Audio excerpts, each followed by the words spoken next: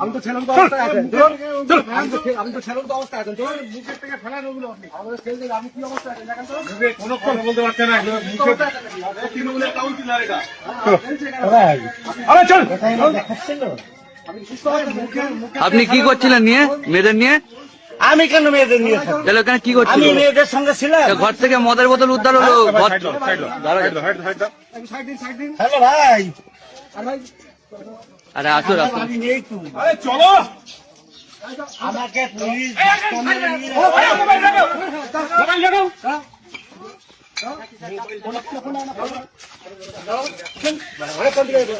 Sir আমি যাচ্ছি, আমি যাচ্ছি। জানেন আমি যাচ্ছি, আমি যাচ্ছি। এটাকে নিয়ে গেলে কি হবে?